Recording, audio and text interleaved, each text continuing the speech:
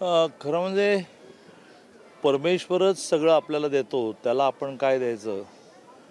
पण तरी एक भावना असते की मला जे तुझ्यामुळे मिळालं त्यातलं थोडं मी तुझ्या चरणी अर्पण करतो.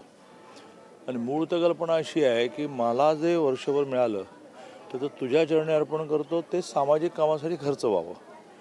दानपेटी ही ती व्याख्या आहे. त्या काळात काही ट्रस्ट बीस नव्हते ना, आणि आपापल्या सामाजिक संस्था कोणी काढत नव्हतं. तर मला जे सामाजिक काम करायचं आहे ते मी तुझ्या चरणी अर्पण करतो. पण तरीही आपण सामान्य माणसं असल्यामुळे हे सर्वसामान्य मनाला अपील होणारं जे आहे ते करावंच लागतं. प्रत्येक वेळेला त्या आध्यात्मिक लेवलला जाऊन चालत नाही. मी प्रभू रामाने आणि श्रीकृष्णाने अवतार घेतला, पण मानवी जीवनच ते जगले. त्यामुळे आमच्या अंबाबाईच्या मंदिराला सोन्याचा कळस असला पाहिजे. खूप दिवस लोकांची इच्छा होती, ती पूर्ण झाली. आणि आश्चर्यकारकरित्या एका रात्रीत ते सगळं काम पूर्ण झालं. त्यामुळे देणारा करणारा सगळ्यांचं मी खूप महालक्ष्मीचा अंबाबाईचा भक्त म्हणून खूप आभार मानतो. अंबाबाई संवर्धनाचं काम, मंदिर विकास आराखड्याचं काम देखील जोरदारपणे सुरू आहे. 20 तारखेला अमित शाह साहेब देखील येणार आहेत. कशा पद्धतीचं स्वरूप असेल? अमितभाईंची अंबाबाईवर प्रचंड श्रद्धा, म्हणजे त्या श्रद्धेचं वर्णनच होऊ शकत नाही. आणि म्हणजे सासूरवाडी आहे हा योगायोग आहे, पण त्यांची इनॉल अंबाबाईवर श्रद्धा आहे. आणि त्यामुळे केंद्रातून आपल्याला 1500 कोटी रुपये मिळाले, ज्यातले 900 कोटी भूमी अधिकरणाला जातील, पण 600 कोटी सुशोभीकरणाला विकासाला जातील. तर त्यातला 300 कोटीचा बहुतेक कामं सुरू झाली, ज्याच्या पायाभरणीला यावं असं त्यांची इच्छा होती. पण महाराष्ट्रात सारख्या आचारसंहिता, त्यामुळे ते राहिलं. आणि त्यांचं म्हणणं होतं की काम थांबू नका, कामं सुरू झाली. मग आता ते येतात, त्याच्यामध्ये लगेच पायाभरणी आहे का नाही याचं, कारण भूमी अधिकरणाला 6-7 महिने लागणार आहेत. त्याला मग आपण धन्यवाद अमित भाई, तुम्ही 1500 कोटी रुपये आम्हाला अंबाबाईच्या मंदिराच्या सुशोभीकरणाला दिले, तर त्यासाठी धन्यवाद अमित भाई. अशी एक सभा आपण करतो. सगळ्यात महत्त्वाचं म्हणजे त्यांना दर्शन घ्यायचं आहे, त्यांना चाललेल्या कामाची पाहणी करायची आहे. काही आपण कॉन्क्रीट मांडलं अंबाबाई मंदिराच्या दृष्टीने, तर ते नवीन घोषणा पण करतील, इतकं त्यांच्या मनामध्ये अंबाबाईबद्दलची श्रद्धा आहे. आज तर रोहित पवार आहे ते अन्नत्याग आंदोलन करतायत. कर्जमाफीच्या मुद्द्यावरून आंदोलन झालं. कसं आहे की आता विरोधकांना एकटेच 5-25 लोक बरोबर बसत नाही. असे काही मी त्याला इव्हेंट म्हणून त्यांच्या भावनांचा अपमान करणार नाही, पण असे काही कार्यक्रम करण्याला पर्यायच नाही. त्यामुळे कर्जमाफी ज्यांना मिळणार आहे आणि वेळेवर कर्ज भरणाऱ्यांना जे प्रोत्साहन अनुदान मिळणार आहे ते खुश आहेत, त्यांचं काही म्हणणंच नाही आहे. पण त्यांचं म्हणणं असेल तर हजारो लाखोच्या संख्येने लोक रस्त्यावर उतरले पाहिजे.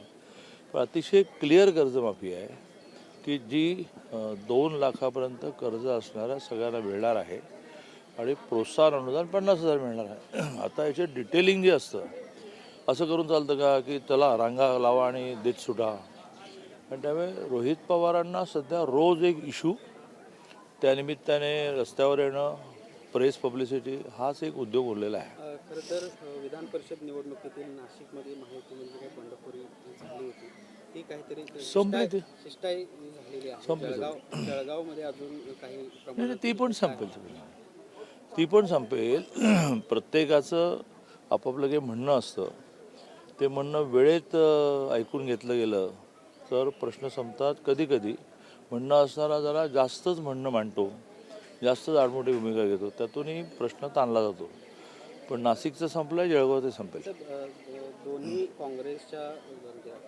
काँग्रेस आणि राष्ट्रवादीच्या एकत्रीकरणाबाबत काही विलिनीकरणाची चर्चा सुरू झाली आहे. काँग्रेसने तशा पद्धतीने महाराष्ट्राच्या राजकारणामध्ये सध्या मोठा काही विषय उरला नसल्यामुळे रोज तुम्हाला इलेक्ट्रॉनिकमध्ये आणि प्रिंटमध्ये बातम्या चालवायला काहीतरी एक असा एक इश्यू लागतो. तर तो कधी 2 राष्ट्रवादी एकत्र येणार का, मग शरद पवारांची राष्ट्रवादी आणि काँग्रेस एकत्र येणार का, अशा नवनवीन कल्पना या. मलाही मान्य आहे की काहीतरी चर्चा असते म्हणून तुम्ही बातम्या देता, पण त्या चर्चांमध्ये काही तथ्य नसतं. कारण काँग्रेस ही बुडती नाव आहे. त्यात राष्ट्रवादी जर जॉईन व्हायला म्हटली तर सगळे त्या पहिल्या नावेतून, शरद पवार नावेतून पळून जातील. आणि जो जो त्यांना चांगला चॉईस आहे ते जातील. सध्या चॉईस BJPचं आहे, मोदीजींचं नेतृत्व आहे, देवेंद्रजींचं नेतृत्व आहे.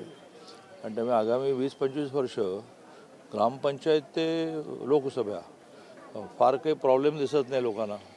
मग लोक विकासाची कामं त्यांची करून घेण्यासाठी, त्यांचं नेतृत्व प्रस्थापित करण्यासाठी काँग्रेस प्रेफर करतील की BJP प्रेफर करतील? विधान परिषदेमध्ये महाविकास आघाडीमध्ये विशेषतः काँग्रेसचे जे काही उमेदवार आहेत ते लढायला तयार नाहीत अशा पद्धतीचे चित्र दिसतंय. हायकमांडने यावर नाराजी देखील व्यक्त आधीच्या प्रश्नाला उत्तर देताना तेच म्हटलं की काँग्रेस ही बुडती नाव आहे. त्यामुळे जो तो नाव बुडण्यापूर्वी पळतो आहे. अमरावतीचे कॅन्डिडेट ॲडमिटच झाले आहेत. मग नागपूरचे कॅन्डिडेट पण मला वाटते काहीतरी लोकांना भेटेनासे झाले आहेत. भंडाराचे तर गायबच झालेले आहेत. आणि त्यामुळे मुळात ह्या निवडणुका बिनविरोधच व्हायला पाहिजे होता 17-17चं. कारण समोरच्याने कशासाठी लढायचं? हां, लोकशाहीमध्ये लढलं पाहिजे, आपली मतं वाढवली पाहिजे, आपली भूमिका वाढवली पाहिजे, आपली भूमिका समजावून सांगितलं पाहिजे. तर लढणं ठीक आहे, पण कुठेच लढाईत यश विरोधकांना नाही आहे. राष्ट्रवादी शरदचंद्र पवार पक्षाचे 3 आमदार आहेत ते रवींद्र चव्हाणांना काल सोलापूरमध्ये मोठ्या प्रमाणात ते ते जे भेटले ते आत्ता जी 18 तारखेला स्थानिक स्वराज्य संस्थेची निवडणूक आहे त्यासाठी भेटले. त्याचा पुढचा टप्पा त्याने भारतीय जनता पार्टीशी असोसिएट होण्याचा आहे की नाही हे मला माहीत नाही. उद्या दिवसभर प्रदेश अध्यक्ष आणि मी सातारा सांगली बरोबर आहोत. पण आमच्याकडे ती पण पद्धत आहे की जे आपल्याशी संबंधित नाही ते आपल्याला कळलं पाहिजे असं नाही. त्यामुळे रवी चव्हाण सांगतील, रवीजी सांगतील की नाही माहीत नाही, मी विचारेन की नाही माहीत नाही. दादा, शक्तीपीठ महामार्गावरून राज्यातले मुख्यमंत्र्यांवर टीका केलेली आहे.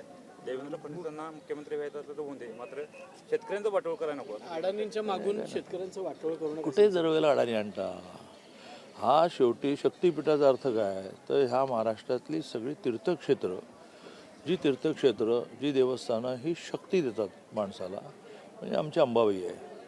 तर ही सगळी कनेक्ट करणं असा त्यातला मार्ग आहे. समृद्धी महामार्गाच्या वेळेला असाच विरोध झाला. पण ज्यावेळेला पॅकेज डिक्लेअर झालं, कॉम्पेन्सेशन अमाऊंट डिक्लेअर झाली, तसं रांगा लागून लोकांनी घेतले. पुरंदरच्या एअरपोर्टला असाच विरोध झाला, रांगा लागून लोक घेत आहेत. इथेही सरकारने किती नुकसान भरपाई देणार आहोत हे क्लिअर केलं. बहुधा या आठवड्याभरात हे क्लिअर होईल. तर लोक स्वतःहून जमिनी देतील. मला अडचण वाटत नाही, का लोकांना वाटतंच आहे. बघा, आता राजू शेट्टी आणि काँग्रेसवाल्यांनी अशा प्रकारच्या ॲक्विजिशनला विरोध करताना ह्या महाराष्ट्रातली जी धरणं झाली, महाराष्ट्रातले जे रस्ते झाले, महाराष्ट्रातले जे पूल झाले, ते विदाऊट ॲक्विजिशन झाले का? त्यात शेतकऱ्यांची जमीन गेली नाही का? विकास जर व्हायचा असेल तर कोणाला, आता कोयना धरणाच्या वेळेला किती लोकांच्या जमिनी गेल्या? पण त्यावेळेला BJP होते का? त्यावेळेला मोदीजी होते का? त्यावेळेला देवेंद्र होते का? पण तुम्ही एक्वायर केले ना. आजही कोयना धरणात जमिनी गेलेल्यांचं पुनर्वसन झालेलं आहे. मग कोयना धरण झालं नसतं तर काय झालं असतं? महाराष्ट्राची विजेची रिक्वायरमेंट पूर्ण झाली असते का? कोयन्याच्या अंडर काही लाख हेक्टर शेतकऱ्यांना पाणी मिळतं, ते मिळालं असतं का? कोयन्याच्या अंडर अनेक हजारो गावांना पिण्याचं पाणी मिळालं असतं का? मग ते व्हायचं होतं तर काही जणांच्या जमिनी जाणार. त्याचा मोबदला मिळाला पाहिजे, त्याचं पुनर्वसन व्हायला पाहिजे. चला, दुपारी भेटतो. शेवटचा प्रश्न. राज्यामध्ये खरंतर पाणी संकट निर्माण झाल्याचं पाहायला मिळते. अनेक धरणाचा उल्लेख केला. या धरणामध्ये आता तळ गाठलेला आहे.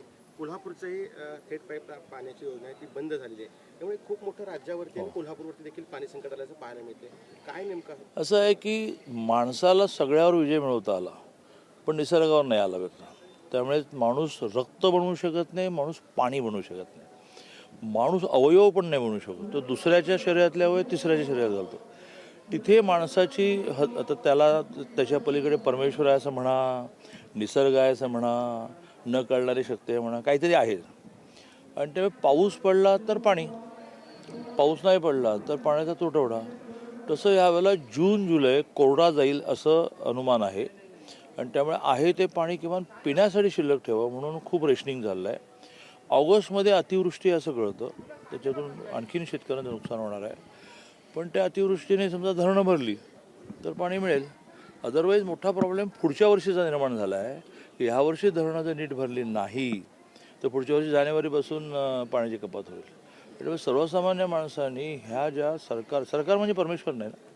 मी नेहमी एका वाक्यावर आनंदाने जगतो. मला अनेक जण असं म्हणलं की तुम्ही कधी दुःखीच नसता. ते वाक्य आहे की ना इलाज को क्या इलाज, ना इलाज को कुछ इलाज नाही. तर पाऊस पडत नाही, ह्या ना इलाजाला काय इलाज आहे? नाही मग एक काम करू ना, एक कारखाना काढू, तर नाही कारखाना काढता येत.